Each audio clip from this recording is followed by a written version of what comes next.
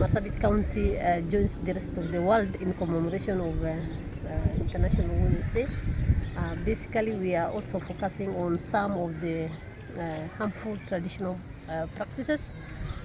One is FGM, that is ukeketaji. What are some of the dangers of FGM?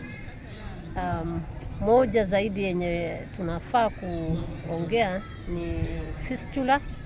Fistula kawaida inaletwa wakati wasichana wanaolewa wakiwa wadogo na mwili yao haijakuwa ready ama haijakuwa tayari kubeba mtoto na kuzaliwa.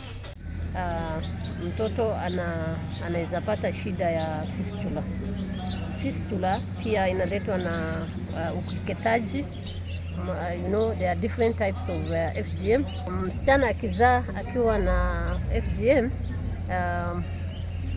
mwili yake itakuwa imefungana na ni ngumu wakati wa kujifungua mtoto kutoka. Hapo ndio sasa mtoto anaharibu mwili ya mama.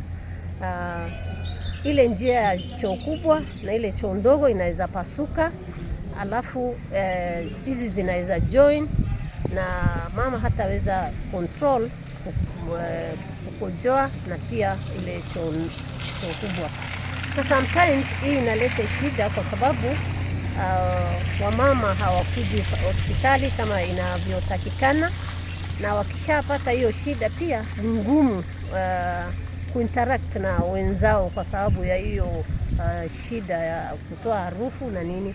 So tunawahimiza wamama waachane na mambo ya ukeketaji, na pia ni nzuri mama akipata mimba aanze kuja kliniki